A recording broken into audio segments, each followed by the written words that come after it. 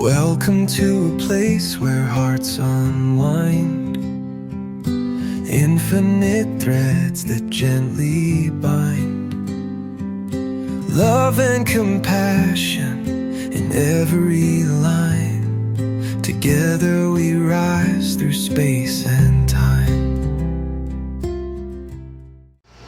Hey, good morning and welcome back to Infinite Threads. I'm your host, Bob. The fireworks are over now. The flags have been folded away, the gatherings have ended, and most of us have returned to the ordinary rhythm of life. That's usually how holidays go. For a day, we stop and remember something important. Then the calendar moves on. But I've been thinking about what happens after the celebration. Independence Day gives us a chance to talk about freedom. We hear the word in speeches and songs. We see it printed across signs, shirts, and decorations. It becomes part of the air for a little while. Then Monday comes. And that may be when the word matters most. Freedom is easy to praise when music is playing and the sky is full of light.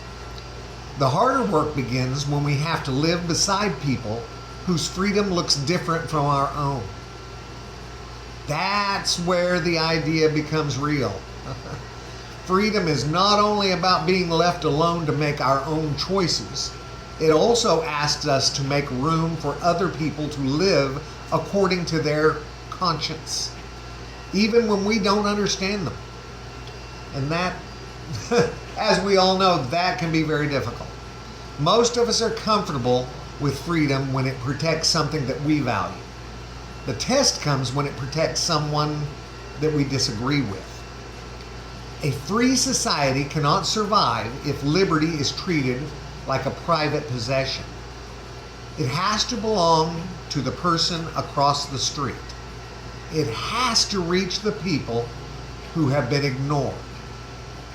It has to mean something for those who do not have the loudest voice or the strongest influence.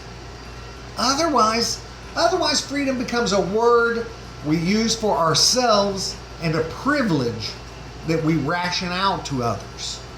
And that's not the promise that we celebrate. At least it shouldn't be. The heart of freedom is not superiority. It is dignity. It is the recognition that a human life should not be owned, controlled, or pushed aside simply because someone else has more power. That idea was not perfectly lived out at the beginning of this country. We know that. The words reached farther than the people writing them were willing to go. But the words kept moving.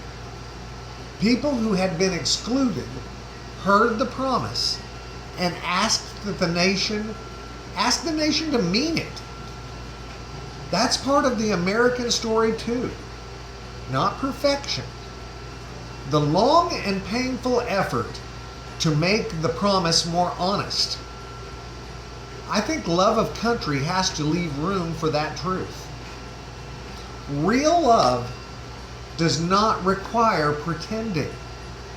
When we care about someone, we do not help them by denying every flaw. We care enough to want them to grow. And the same is true of a nation, guys. Patriotism can become unhealthy when it asks us to believe we are better than everyone else. That kind of pride closes the door to learning. It turns honest criticism into betrayal and humility into weakness. But humility is not a weakness. It is one of the ways that a country stays awake. A nation that believes it has nothing left to learn is already in danger of losing sight of itself. We need the courage to look at where we have fallen short without deciding the whole dream was meaningless. We also need the wisdom to celebrate what is good without using it as an excuse to ignore what still hurts. That balance is not always comfortable. But love rarely asks us to stay comfortable. It asks us to stay honest. The 4th of July is over, but the values behind it are still waiting for us.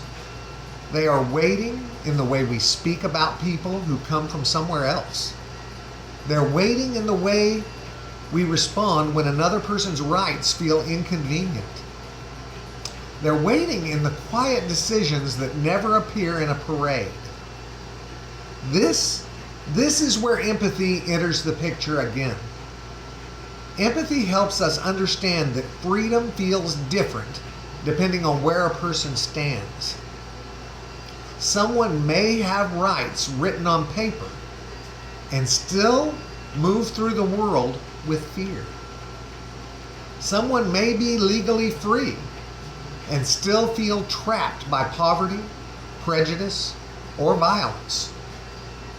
Someone may hear the word liberty and wonder why it hasn't seemed to reach their door. We can't understand every experience from the inside, but what we can do is we can listen. We can resist the urge to dismiss what makes us uncomfortable. We can remember that our own experience is not the measure of everyone else's life. That kind of listening, it doesn't weaken a country. It helps a country become more true to itself. The promise of freedom was never meant to make us boastful. It was meant to give ordinary people room to live with dignity. That promise asks something from each generation. We inherit it, but we do not own it. We are caretakers for a while. What we protect now will shape what others receive later. That thought gives freedom a different weight, doesn't it? It's no longer just something I have. It's something I help preserve for people I may never meet. That means refusing to use my freedom as a weapon against someone else. It means understanding that rights come with responsibility, because every choice enters a world already shared with others. A society built only around individual desire eventually pulls itself apart. Happened all throughout history. We need some sense of the common good. Not the kind that erases the individual, but the kind that reminds us our lives overlap with each other. My well-being is tied to the health of the community around me. My freedom becomes more secure when freedom is respected broadly. My dignity is not diminished when another person is treated with dignity too. I know that sounds obvious when spoken calmly. In practice, fear can make people forget it. Fear tells us that someone else's gain must be our loss. It convinces us that difference is a threat. It turns neighbors into categories and then asks us to be suspicious of the category. Empathy interrupts that process by returning us to the person. Not a symbol, not a talking point, a person. That's one reason I believe empathy belongs at the center of any serious conversation about freedom. Without it, liberty can become cold.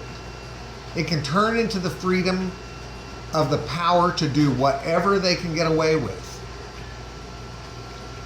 With empathy, freedom becomes more humane. It begins to carry some awareness of consequence. I may have the right to say something cruel. That doesn't mean that cruelty becomes wise. And that seems obvious too, doesn't it? I may be free to ignore another person's suffering, but that does not make indifference harmless.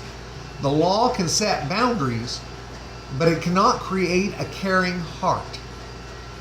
That work belongs to us. Maybe that is what we should carry away from the holiday. Not only pride, a renewed sense of responsibility. The country we hope for does not appear because we sang about it once a year. It takes shape through the way people choose to live after the flags come down. That happens in ordinary places. At work, around the dinner table, in the moment before we share something designed to make people angrier. That moment, we talk about it all the time. The future of a country is hidden inside habits like those. I still believe in the promise of America. The promise, the ideal. Not because I think we've fulfilled it. I believe in it because the promise keeps calling us beyond where we are. It asks us to become more honest about freedom. It asks us to widen our concern. Guys, it asks whether the liberty we cherish has made us more generous or simply more protective of ourselves. Those are questions worth carrying into the week and beyond after Independence Day. The fireworks were beautiful, but the light they gave us, well, that's temporary. Now we have to decide what kind of light we will carry forward. Perhaps it looks like patience with someone whose life that we don't understand. Perhaps it's the courage to speak when another person is being treated as less than human. It may be nothing more dramatic than refusing to let contempt become our natural language. That's how freedom stays connected to love. And without love, freedom can lose its purpose. So as we begin this new week, I hope we keep something from the holiday besides the memory of the celebration. I hope we remember that a nation is not made great by believing it is above everyone else. It becomes better when its people are willing to care about one another. Freedom becomes meaningful when it reaches beyond our own front doors. The promise remains unfinished. That's not a reason for despair either. It's an invitation. Thank you, guys. Thank you for spending this time with me on Infinite Threads. The fireworks may be over, but the work of freedom continues. And perhaps the best way to honor it is to help build a country where more people can truly feel that the promise belongs to them too. I love you all very, very, very much. And you know what I need you to do. Go out and pass that on, all right? Later, Gators. Bye-bye.